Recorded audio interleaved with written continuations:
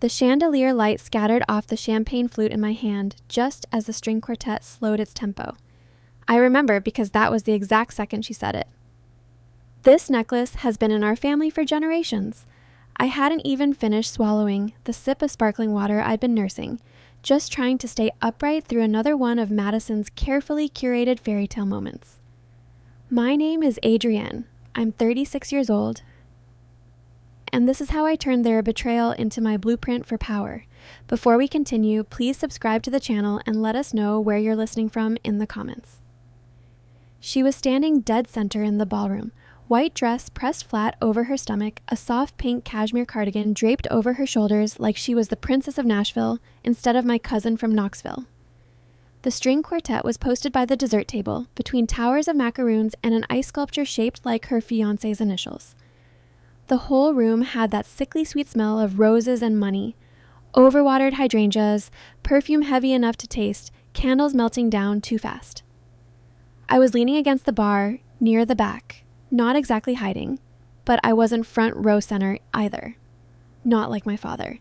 He stood near the dais, posture straight, one arm tucked behind his back as if he were part of the decor. He sipped Pinot Noir like he belonged there, like the history he carried didn't matter. When Madison pulled out the velvet box, I leaned forward by instinct. Not curiosity, something sharper. The box opened. A gold pendant lay inside, polished to a mirror finish. The shape reminded me of an antique keyhole, something meant to guard secrets instead of reveal them. The chain looked delicate but strong, the kind of craftsmanship no jeweler bothers with anymore. She lifted it by the clasp and said into the mic, her voice syrupy with pride, "This was Grandma Miriam's. She passed it to Aunt Carol. And now she wanted me to have it." Polite applause rippled across the tables. Silverware clinked like a metronome. I waited for my mother's expression to change, but Mom was staring at the carpet, lips parted just slightly, like she'd forgotten how to breathe.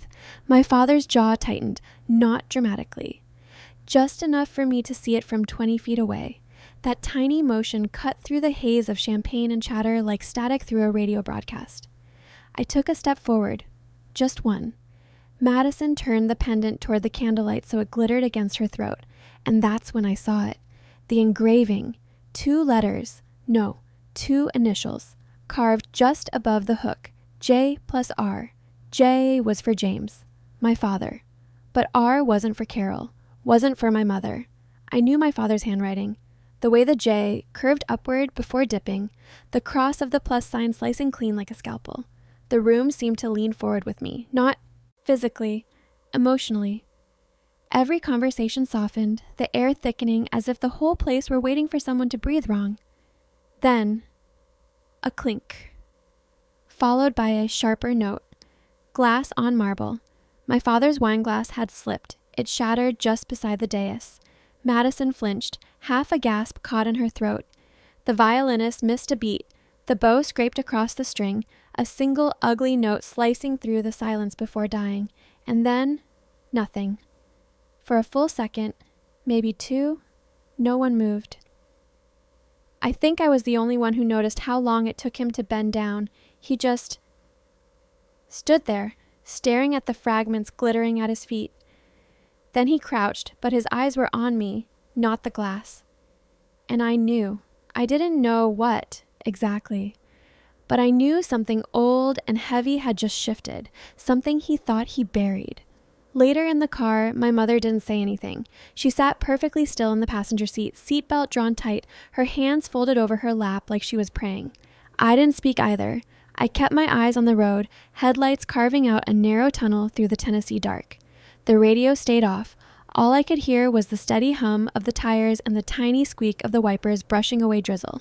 But the necklace kept replaying in my head. That engraving, my father's reaction, my cousin's proud smile. I could still see it resting against the hollow of Madison's throat, flashing gold when she laughed. It didn't belong there. It didn't belong on her collarbone. That night, while everyone else was posting filtered videos from the party and congratulating her on Instagram, I was on my knees in the coat closet. There was an old plastic tub pushed behind a box of Christmas lights, the one we'd moved from Grandma Miriam's house after she passed 3 years ago. I remember because my father had said, just junk, donate most of it. But Mom had whispered, keep the letters. She was sentimental. I pulled the tub out and dragged it into the living room. The floorboards creaked under the weight. The house was dark, except for one lamp casting an amber circle across the rug. Dust motes drifted in that cone of light like tiny ghosts. The top layer was harmless: faded Christmas cards, a brittle corsage, a dried rose folded into tissue. Then I found a bundle of yellowed envelopes tied with string. Some were blank. Some had Grandma's name. But halfway down the bundle, one envelope stopped me cold. It was addressed to Ruth. The handwriting was unmistakable, slanted, deliberate, patient. My father's. My fingers went numb. I untied the string anyway. The knot resisted, then gave with a faint snap. Inside were 4 letters, each one signed J. They weren't explicit, not dirty or reckless, just heartbreakingly romantic, the kind of language you'd use if you believed time couldn't touch what you felt. You wear gold like a story I never want to. Forget. I promise you something you can hold. I had it engraved. I read that line again and again until the words blurred. Then I stood up, walked down the hall, and knocked once on my parents' bedroom door. Mom opened it in her robe, face washed bare, hair pinned up. She didn't ask anything. She just stepped aside. I held out the letter. She read it slowly. Didn't cry. Didn't gasp. Her expression hollowed, like someone dimmed the light behind her eyes. Then she whispered, almost to herself, "So, it was Ruth." I waited. My heartbeat thudded in my ears. She sat on the edge of the bed, the paper trembling in her hand. "Your father, he was in love with her. Before me." I said quietly, "Who was she?" "Ruth Taylor. She lived 2 blocks over from Grandma, moved to Georgia after she had a baby." The air went still. Even the hum of the old heater sounded distant. I whispered, "A baby?" Mom nodded once, eyes still fixed on the letter. "Your grandmother never approved," she said. "She said Ruth ruined him. But your dad, he kept in touch until he met me." Her voice cracked, not in volume, just in texture. She said Ruth gave the necklace back, said it was never meant to be passed down. I swallowed hard. "So, how did Madison get it?" "I don't know," Mom murmured. "Maybe Carol kept it." "Did Grandma know?" "She always did." We sat in silence. The only sound was the wall clock ticking, sharp and even. "I need to know the truth, Mom." She nodded, eyes closing. "Then start with Carol." The next morning, fog clung low over the highway like gauze. I drove to Aunt Carol's ranch-style house outside Brentwood. Windshield streaked with dew. She wasn't surprised to see me. Just opened the door with a slow exhale, like she'd been waiting for this knock for years. "Coffee?" she asked. I nodded. The kitchen smelled like old cinnamon and lemon cleaner. She handed me a chipped mug that said, "World's Okayest Aunt." "You saw the initials, huh?" she said. I nodded again. She didn't bother pretending. Didn't try to steer the conversation. "Ruth was your father's heart," she said softly. "But your mother was his duty." The words landed like a slap I wasn't ready for. She walked to the hallway cabinet, climbed halfway onto a stool, and pulled down an old jewelry case. Lacquer worn thin around the edges. From it, she took a photograph and pressed it into my palm. Black and white. My father, maybe 22, standing beside a young woman with dark hair and shy eyes. She wore the necklace. "It was hers," Carol said. "He gave it to her before she left." My voice came out small. "So, how did you get it?" "When Ruth passed away," Carol said. "Her daughter sent it back to Miriam. Said her mother didn't want to carry ghosts." Her daughter. The word rattled. Her daughter? Carol nodded, resting her hand on the counter. "Yeah, she never met your dad, but she looks just like him." I stared down at the photograph again. Even in grayscale, the necklace shimmered faintly against Ruth's skin. Carol's voice softened further. "Miriam told us never to speak of it, but I kept the necklace." "Why give it to Madison?" I asked. "She asked for something old, something family.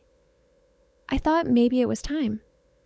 But I didn't know Madison would make it a whole production." She gave a weary laugh that never reached her eyes. Some heirlooms aren't meant to sparkle. I left with the photo clutched in my coat pocket, the edges damp with sweat from my hand. The truth sat heavy in my chest, sharp, unfinished. But questions multiplied the more I drove. So I went where the answers couldn't lie. Downtown, the city library. The marble steps were slick from drizzle. My reflection wavered in the brass doors as I pushed them open. Inside smelled like paper dust and floor polish. I followed the green carpet runner to the records desk and asked for estate documents under Ruth Taylor. The clerk, a middle-aged man with glasses and a half-eaten granola bar, typed slowly, the keyboard clicking like rain. After a moment, he said, "We've got something. Probate filing, mid-90s. He printed 3 sheets and slid them across the counter. I scanned the first page, then the second. There it was, a line buried in a list of household items and jewelry. One engraved necklace of gold, heart-shaped, appraised at $450. Transferred back to Miriam James. Dated June 1994. Signed and notarized. Under returned inheritance clause. My throat tightened. The paper trembled slightly in my hands. That necklace had traveled through generations not as love, but as evidence. A returned inheritance. A confession written in metal. Now it hung around Madison's neck like a crown, like she'd earned it. But I knew better, and I wasn't going to let the rest of them keep believing a lie, not anymore. The photograph haunted me, not because of what it showed, but because of what it confirmed. The woman beside my father in that photo wasn't just a shadow from the past. She was the original owner of the story Madison tried to wear like a crown. I spent the next few days pretending to breathe normally, pretending that the world around me hadn't tilted, pretending that I didn't see the truth every time I blinked. But it followed me anyway.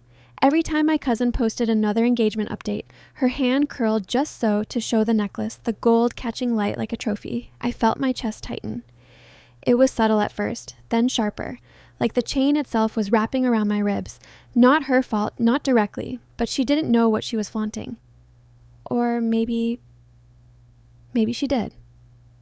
I told myself to stop checking her posts. Then I checked them again the next morning.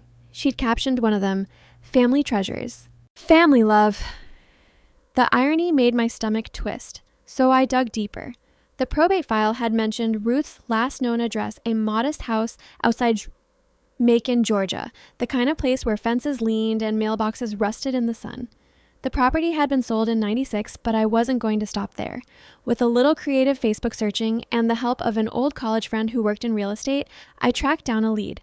Her daughter, Melissa Taylor, 43, married, 2 kids, dental hygienist, lived in Savannah now. She had no idea who I was when I first messaged her. I typed carefully, every word like a match waiting to spark. "Hi, Melissa. My name is Adrienne. I'm the daughter of James L. and recently came across your mother's estate records. I believe our families were connected, and I'd like to ask you a few questions, if that's okay."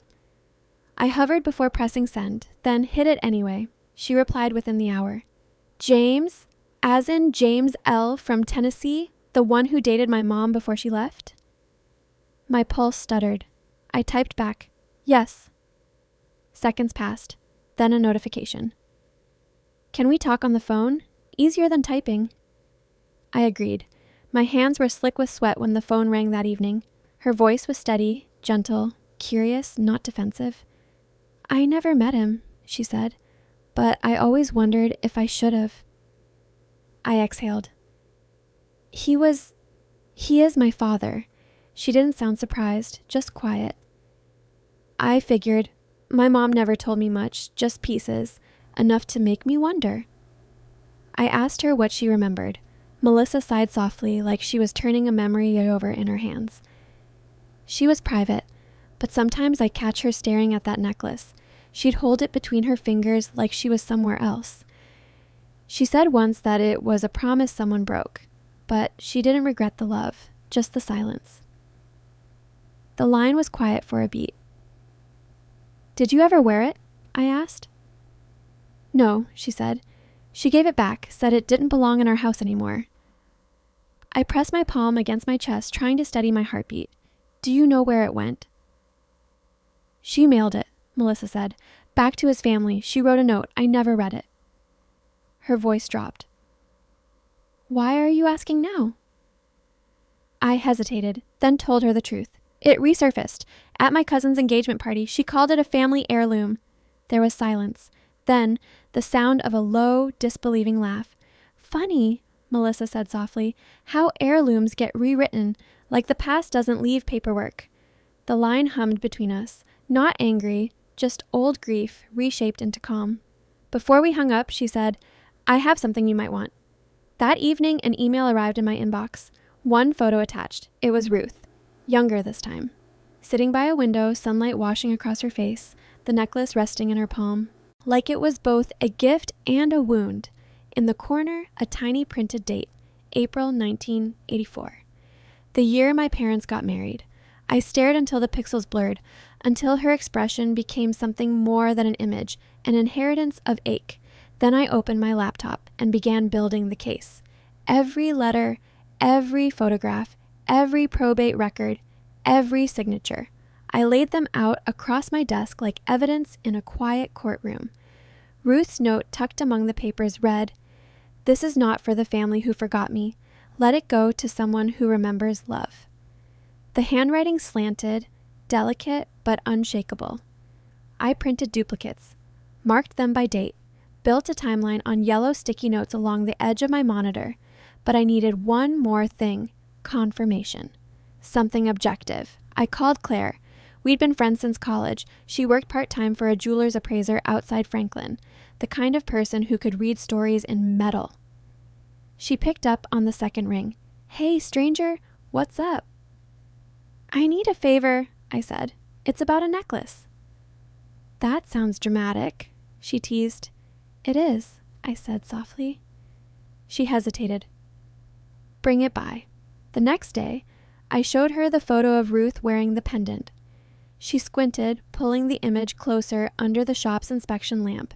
18-karat, late 70s design. Look at that clasp. Handmade, Southern boutique, not mass-produced. She flipped her magnifier down, and these initials, definitely hand-etched. No machine would cut lines that unevenly on purpose. She looked up. Where'd you say this came from? I swallowed. Family piece, sort of. Her eyebrow arched. Well, whoever's claiming it came from a Tennessee jeweler is bluffing. This class style was only made down south, Georgia, maybe Alabama. Trust me, I've seen maybe 3 like it in my whole career. That was all I needed. Proof. Independent verification. The truth had a timestamp now. But knowing something and saying it aloud are 2 different wars, because truth, when you finally hold it, cuts both ways. I could expose them, but what would that make me? The ungrateful niece? The jealous cousin? The bitter daughter who couldn't let things stay buried? Still, every time I saw Madison post another rehearsal update or engagement hashtag, something inside me hardened. I wasn't doing this for vengeance. I told myself that again and again, I was doing it to set the record straight. To return what was stolen, not just the necklace, but the story attached to it. My chance came sooner than I expected. An invitation arrived in my inbox 2 weeks later. Subject line, pre-wedding brunch at the conservatory. Aunt Carol's name in the sender field. It would be smaller than the engagement party, family only, bridal party, select guests, held at a boutique hotel in downtown Nashville, the kind of place that smelled like orchids and quiet. Money. Mom didn't want to go. She sat at the kitchen table staring at the email unread. Why would we show up to celebrate people who... Because this one matters, I said quietly. She looked at me, confused, but she didn't argue. The morning of the brunch, the sky was clear and brittle, October light, the kind that sharpens everything it touches. I dressed carefully. Beige silk blouse, gray skirt, minimal makeup, the kind of neutrality that draws no suspicion. In my purse, wrapped in linen, was a small box. Inside, a printed photo of Ruth holding the necklace. The probate record. A brief letter I'd written, measured, factual, almost gentle. And the appraisal certificate signed by Claire. No dramatics, no accusations, just truth, packaged neatly. The hotel conservatory glowed with morning sun. Tables lined with fresh-cut hydrangeas, mimosas sweating in crystal glasses. Someone played soft jazz from a speaker near the fountain. Madison floated from guest to guest in a blush dress, all charm and light. When her eyes met mine, she smiled automatically. "Adrian, you came!" "Of course," I said. I waited. Through toasts, through polite laughter, through plates clinking and endless talk about caterers and table linens. Then, when the servers cleared the entrees and desserts were still being plated, I stood.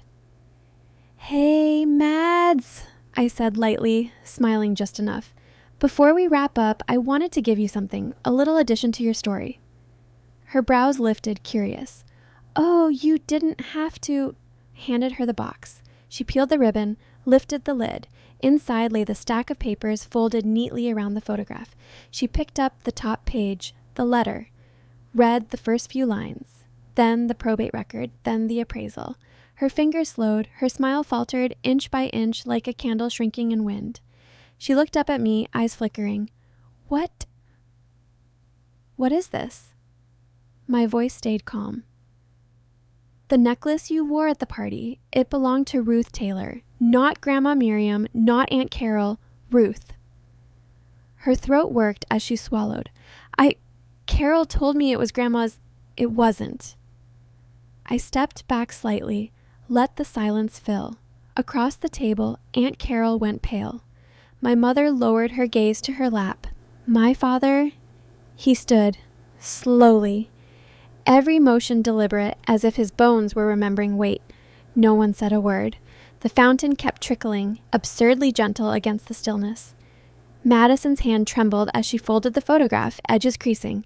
She didn't speak again. The brunch went on, technically. Waiters moved in ghost-like rhythm, clearing half-eaten plates. Someone tried to laugh softly and failed. I didn't stay long, but as I walked out, sunlight spilling through the glass doors, I felt it. The weight that had lived on my chest since that night, gone. No crash, no spectacle, just release. The soundless fall of something that had hung too long in air. The Monday after the brunch, the group photos Madison had posted vanished from Instagram. So did the videos. The one of her holding the pendant up to the light, smiling like she'd just been crowned queen of a spotless lineage, that was gone by sunrise. In its place, a short caption, "Moving forward with grace. Grace." That word stung. It sounded polished, hollow, rehearsed by someone who'd just scrubbed her timeline clean. But I wasn't watching her page. I was watching my father. He came down for breakfast later than usual that morning. The house was gray with the kind of silence that feels pressed into the walls. No clinking cups, no murmured, "Good morning," just the soft rasp of his slippers against the tile and the dry rustle of newspaper. He didn't carry his coffee. He always carried his coffee. He sat at the head of the table, unfolded the Tennessean, spread it wide in front of him like a shield. His hands trembled faintly. Mom moved around the kitchen, pretending to fuss with the skillet. The smell of eggs hung heavy in the air, but none of us were hungry. I sat across from him, elbows on the table, heartbeat steady but alert, watching him pretend to read, watching him fail to turn the page. The refrigerator hummed, the clock ticked, the sound of a fork tapping once against porcelain echoed louder than it should have. When he finally spoke, his voice came out thin, brittle. "I was going to tell you," he said. "One day." I didn't answer right away. I watched the edge of the paper bend slightly under his thumb. Then I said quietly, "You had 36 years. He nodded once, slow, like he was agreeing with a sentence that didn't need to be read aloud. I reached into my bag and pulled out a folded paper, not the one from the brunch. This one was older, worn at the edges, a copy of the original letter. His handwriting unmistakable, the ink slightly smudged in one corner where someone's tear, or maybe sweat, had once blurred it. He took it from me, eyes scanning the first few lines. His lips moved, soundlessly reading. Then his gaze stopped. "I loved you in the quiet because I was too much a coward to love you in the light." The line that had split me open. When he looked up, his eyes were wet. Not red, not broken, just overwhelmed by something that had been locked away too long. For the first time in my life, I saw my father cry. Not loud, not with shaking shoulders or sobs, just a thin line of tears carving through the armor he'd worn for decades. Mom didn't move. She didn't comfort him. She only whispered, voice small but firm, "You let them rewrite her into history like she was never here." He didn't look at her. He didn't look at me either. He only said, almost to himself, I thought I buried it deep enough. The sound of that sentence stayed in the air, like dust that wouldn't settle. And in that moment, I realized he wasn't apologizing for loving Ruth. He was apologizing for letting her vanish. After that day, things didn't shatter overnight. They cracked. Tiny fissures appeared in the routine, in the way my father lingered longer in silence, or how Mom paused mid-sentence like she'd forgotten the shape of words. Conversations shortened. Breakfast went cold. We lived inside a house of unfinished sentences. When Madison's final dress fitting came around, I showed up because Mom asked me to. She said, "It's family," in a tone that almost sounded like a plea. The boutique smelled like starch and roses. Mirrors multiplied the scene until it looked like a dream too bright to touch. Madison stood on a pedestal while the tailor pinned the hem. She looked beautiful, perfect even. But when I noticed the empty space at her collarbone, I felt my pulse slow. No necklace, just a string of freshwater pearls, luminous and simple. I asked quietly, "No heirloom today?" She met my eyes in the mirror, lips twitching into something close to a smile. Some things aren't meant to be worn out loud. I didn't push, but the weight of it, the whole tangled web, was no longer mine to carry. It had shifted. Finally.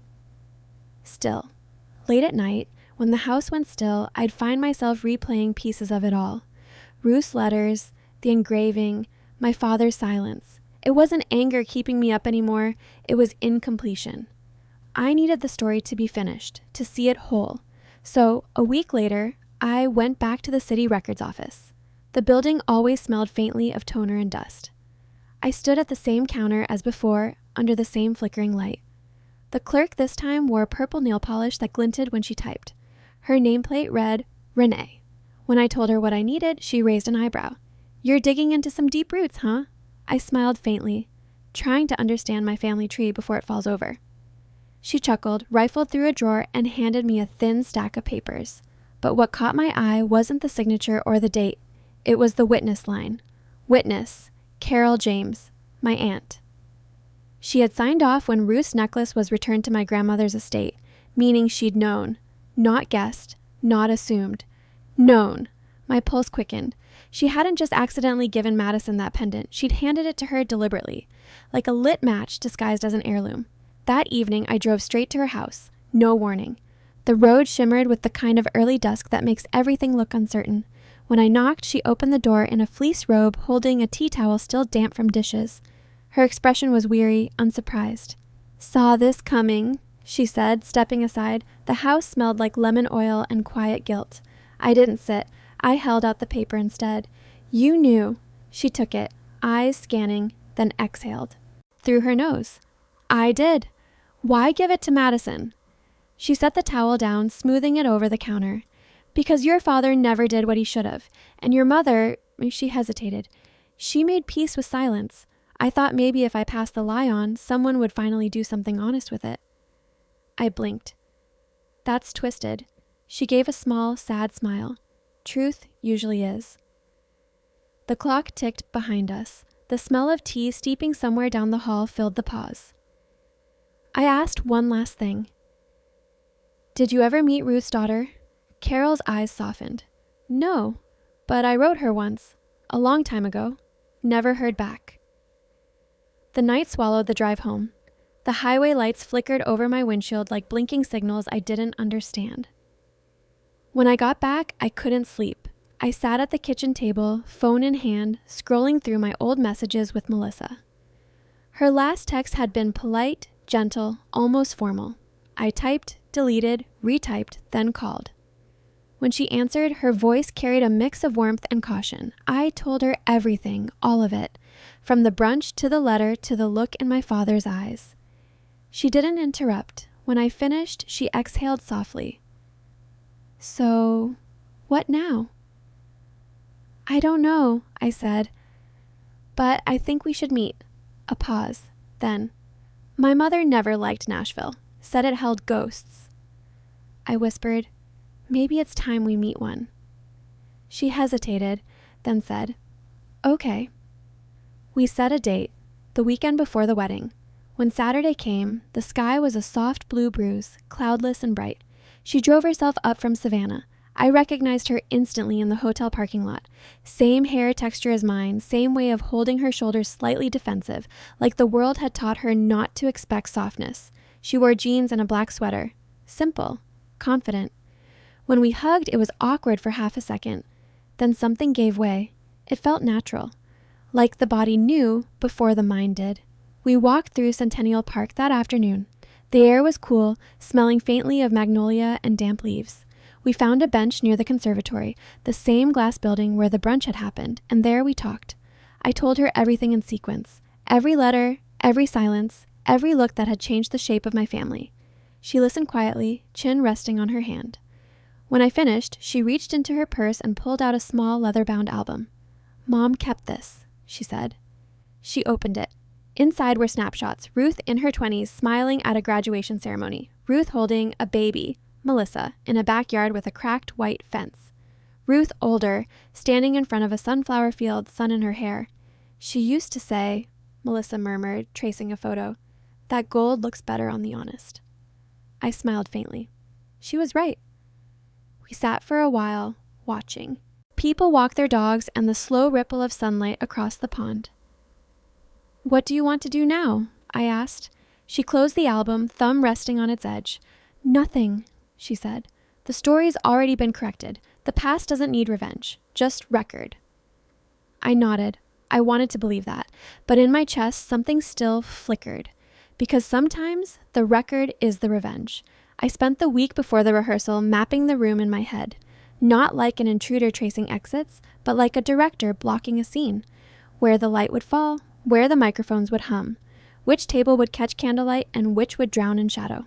I imagined the sound of forks pausing midair, the soft scrape of chairs, the tremor in a bouquet when someone took a breath that broke the rhythm. Scenes live or die on those small, unnoticed details.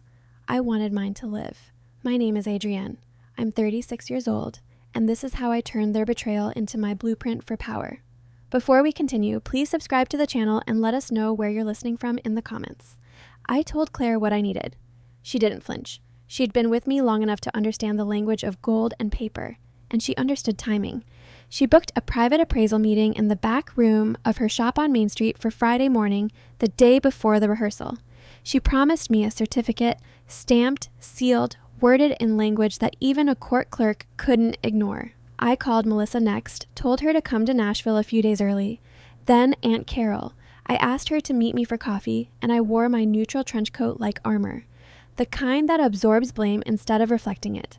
There are two kinds of planning. The kind that folds under pressure, and the kind that assumes pressure is coming and dresses for it anyway. I chose the latter. When Melissa arrived Wednesday night, rain had just begun to fall, a soft Tennessee drizzle that made everything smell like iron and cedar. We sat on my couch under the warm lamplight and spread everything out like evidence on a coroner's table. Photos, probate copies, appraisal drafts, documents that breathed when you looked at them too long. Melissa picked up the photograph of her mother and my father, tracing the edge with her finger. Her voice broke the quiet. "I never knew any of this. My mom kept it small. She called it private grief." I nodded. My grandmother turned it into family lore, or she tried to. Sometimes the ones who talk the loudest are the ones who bury things deepest. She gave a short, tired laugh. "That sounds familiar." We worked through the logistics next. I laid out Claire's final appraisal. Embossed seal, official language, a certified copy of Ruth's probate entry, prints of the love letters, and the deed transfer that bore Aunt Carol's signature. Then I added one more item, a notarized affidavit template a lawyer friend had drafted for us. Melissa could sign it if she wanted, confirming Ruth's ownership and intention. No performance, no press, just paper doing what paper does best, make truth undeniable. She studied it for a long moment, then shook her head. "No, I want this on the record, but I don't want to be the one who ruins a wedding." I looked at her, quiet. "You don't have to be the villain," I said softly. "You can be the witness." Her lips curved in a small, brave smile. "Then I'll be that." The morning of the rehearsal came too soon. The conservatory at the hotel smelled of eucalyptus, polish, and hotel coffee. Steam curled from silver carafes, mingling with the floral arrangements. The wedding planner fluttered between tables, clutching a clipboard like a shield. The caterer adjusted napkins by millimeters. The band tuned their strings, scales trembling like nervous laughter. Family began to drift in. Mothers smoothing dresses, fathers scanning seating charts like blueprints to control, bridesmaids checking lipstick. My father arrived last, jaw tight, tie crooked, eyes rimmed red. He looked like a man bracing against a storm he knew he'd made. I kept my hands folded in my lap like a prayer I didn't believe in. The plan was simple, simple enough to seem cruel. I didn't want spectacle for spectacle's sake. I wanted precision. I wanted the truth to arrive like a fact, quiet, plain, impossible to spin. That's why I asked for the slideshow. Every rehearsal dinner has one these days. Nostalgia in motion. Photos of the couple as kids, childhood bloopers, captions full of love and hashtags. So when I told the planner I wanted to include a family history montage, she smiled wide. Oh, how thoughtful. She had no idea. The tech guy set up the projector at the corner of the room, the beam angled toward a long white wall behind the head table.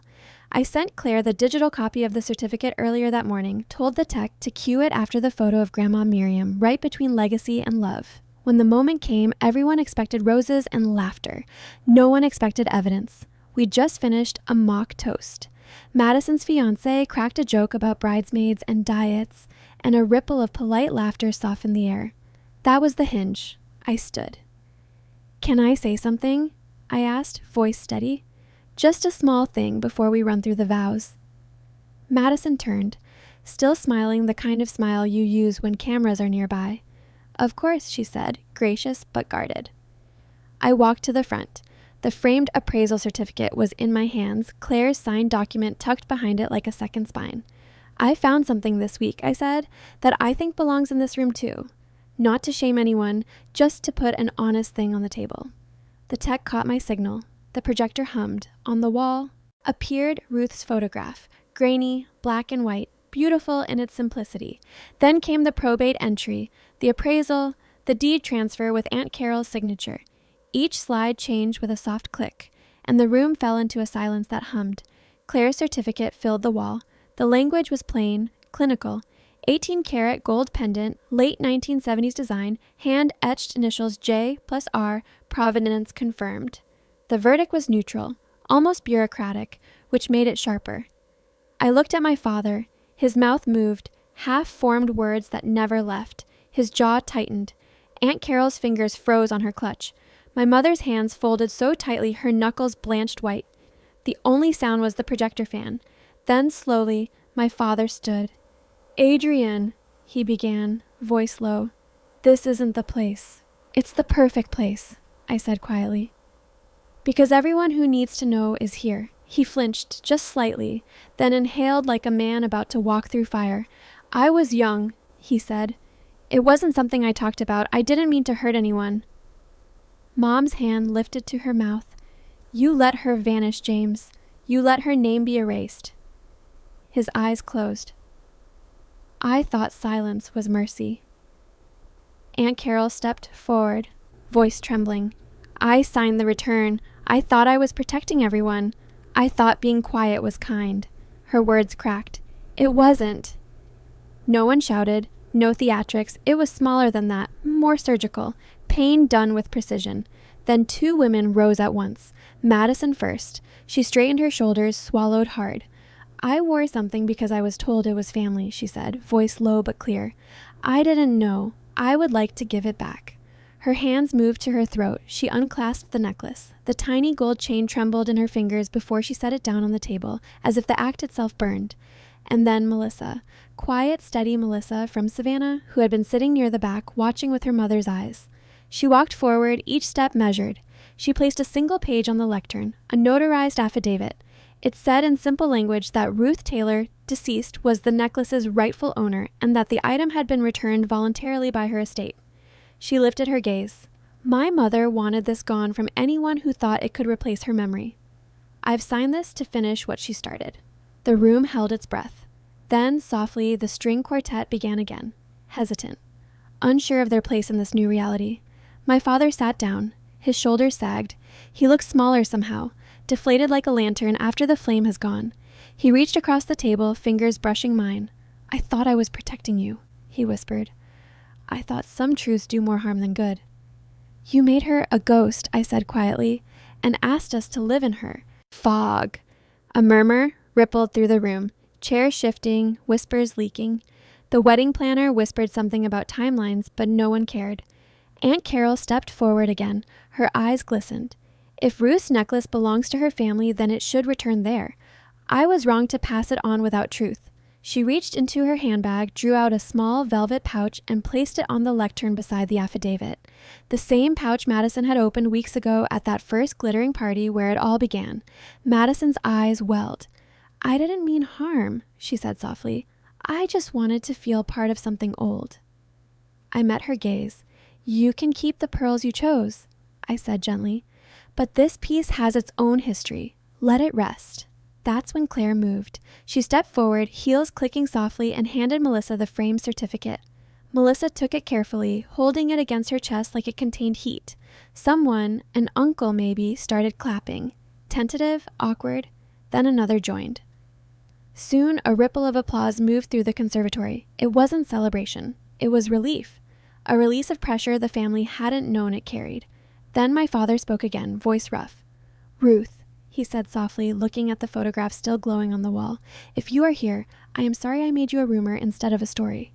No one breathed, and I realized that for him, that was the truest apology he had left. For me, it didn't feel like victory. It felt like oxygen returning to a room that had been sealed too long. When the slideshow ended, the image froze on Ruth's face. Candlelight flickered against the projection like she was breathing again.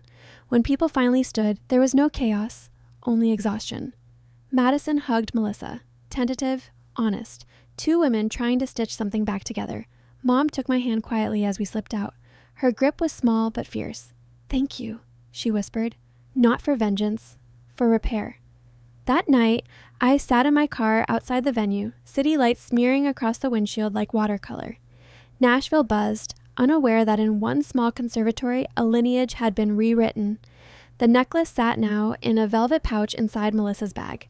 The chat threads had already begun, family gossip, speculation, but underneath the noise, something steadier had taken root, an audit of memory.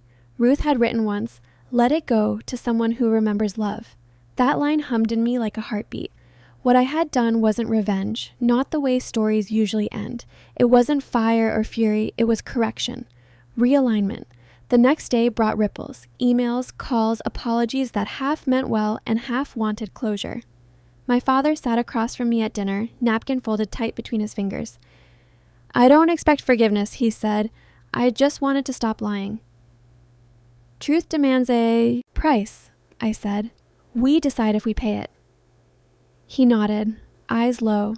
There's a silence that only lives between people who finally see each other clearly. The necklace had found its rightful line again. It didn't fix everything, but it made something finally make sense. Correction is not restoration. It's balance. Later that night, as I washed dishes, I caught myself humming the quartet's uncertain tune. I thought of Ruth, her handwriting, her defiance, her quiet grace. She deserved to have her name said out loud, not as scandal, as belonging. Outside, wind dragged leaves down the street. Inside, the house exhaled, a lighter silence this time. The truth doesn't fix air, but it makes it breathable. When my phone lit up with messages, one was from Melissa. My mother would have wanted her name spoken. Thank you for not letting her disappear again. I typed back later, you didn't just thank me, you helped us stop lying.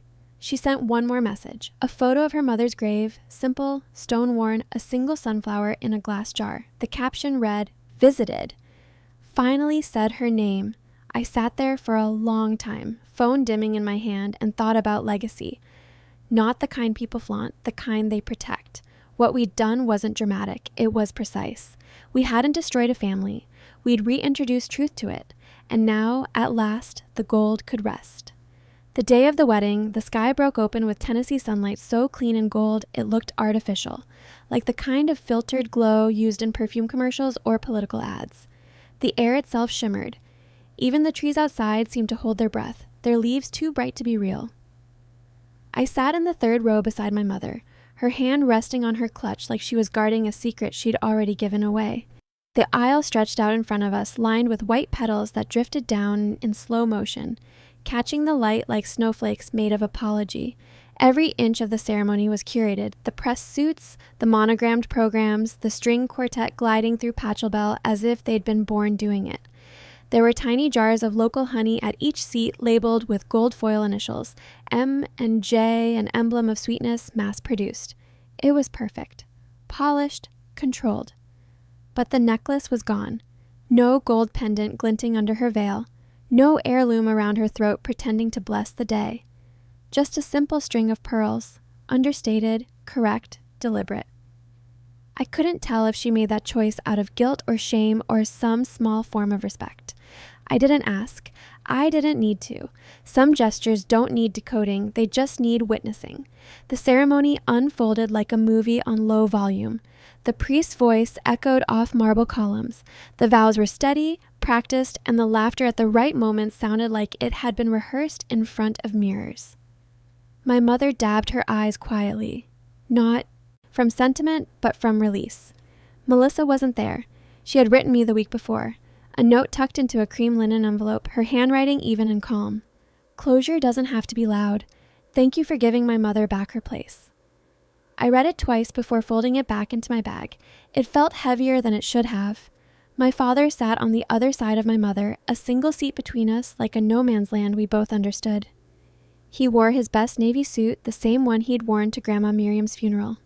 His hair was trimmed too neatly, his shoes shining too bright, like polish could make a man new again. At the reception, he stayed quiet. He didn't take the microphone, didn't toast. For the first time in my life, he seemed content to stay at the edge of the celebration instead of inside it, watching, not directing, breathing, not performing. The ballroom glowed under chandeliers, the air thick with perfume and sugar. Laughter rose and fell in waves. I sat at a table near the back, watching the small dramas of family, cousins drinking too much wine, an uncle retelling a story too loudly, the bride spinning in her new name. Then my father appeared beside me. No wine glass this time, no smoothed over smile, just his hands in his pockets and a kind of quiet that had weight. Your grandmother would have hated what you did, he said. I looked up at him, calm. She hated a lot of things that were true. He nodded once. The smallest crack of a smile tugged at one corner of his mouth, pain wearing the mask of understanding. Ruth was... He stopped, searching for a word that didn't exist. She was something I didn't know how to hold, so I let other people carry the blame. He looked out toward the dance floor, toward the couple swaying under fairy lights and champagne air. I don't deserve forgiveness. Good, I said, because I didn't come here to offer it. He looked at me sharply, not angry, aware. For the first time, his eyes saw me not as his daughter, not as a witness, but as a mirror, a woman who had pulled the truth out of the attic and refused to dust it back into silence. He exhaled slowly, shoulders sagging under decades of weight that no one else could name. You were always your mother's daughter more than mine, he said. I nodded. She's the only reason I ever learned that silence isn't strength. And that was it. He walked away. Shoulders slightly hunched, the weight redistributed but not lifted. By the time the newlyweds cut the cake, the sky outside had gone dark. The lights flickered over the dance floor, the laughter grew louder, and I slipped out quietly. The music trailed after me into the hallway like perfume. The next morning, I woke before dawn. The world outside my window was gray and still. I made coffee and sat at the kitchen table surrounded by the pieces of everything that had happened. The folder of documents, the photos, the appraisals, the affidavit. I packed them carefully into a manila envelope and wrote on the front, in black ink, Lineage Correction, Ruth Taylor. I sent it certified mail to the Davidson County Archives office, addressed to the clerk I'd spoken to weeks earlier. It wasn't legally necessary, but it was morally required. Let the record reflect. Later that day, I drove to Aunt June's house. She was the unofficial family historian, the keeper of every baby shower invitation and family reunion program, stacked neatly in binders that smelled faintly of attic dust and nostalgia. When she opened the envelope and saw the contents, Ruth's name, the records, the proof, her eyes widened. Then she nodded, slow and deliberate. Well, she said, setting it on her kitchen table. Better late than never. That same week, I printed one last photograph. Not an old one, a new one. It was Melissa standing beside her mother's grave. In one hand, she held the velvet pouch. In the other, Claire's certificate of appraisal. The afternoon light fell soft on her face, her eyes closed, her shoulders at peace, like someone who had finally set something down after carrying it too far. I framed it, not to display, just to keep. It sits tucked in the drawer of my writing desk, under a stack of old birthday cards and tax receipts, a quiet reminder that sometimes justice isn't a roar. It's a whisper, tuned to the right frequency. 2 weeks later, I got a letter from Madison. 3 handwritten pages, blue ink, slanted script. She thanked me. Not for the reveal, not for the shock, but for stopping the inheritance of a lie. She told me she'd spoken to Melissa, that they planned to meet again, privately. No family, no cameras. Just 2 women tracing the roots they hadn't been allowed to know. The letter ended with words that sat in my chest like a low, perfect chord. I was raised to believe bloodlines meant legacy, but you showed me that truth is the only heirloom that matters. I folded it gently and placed it beside Melissa's note. The house felt different after that. Not lighter, just cleaner, realer. The kind of honesty that doesn't humiliate, it liberates. Mom started pulling out old photo boxes, labeling them correctly this time. She sat beside me on quiet Sunday afternoons, pointing out faces, telling me stories no one had thought to tell. Some were lovely, some were raw, none of them were perfect, but they were true, and that was enough. I didn't tell the rest of the family what I'd done with the documents. Some would call it drama, others would call it revenge. They'd be wrong on both counts. It wasn't either, it was record keeping. It was the sound of silence between women finally being filled with their own names. Sometimes, late at night, I think about the chandelier from that first night, the one that scattered light across the champagne flutes just before. The lie cracked open. I remember the sound of my father's wine glass breaking, the quartet faltering, the sharp intake of collective breath. I remember the engraving catching the candlelight, 2 initials gleaming through the layers of performance and legacy myths. And I remember how, for the first time, truth didn't whisper. It rang, and once it rang, it never stopped. After that, we never stood under that chandelier the same way again. If you were in my shoes, what would you have done? Let me know in the comments. And don't forget to subscribe for more stories like this.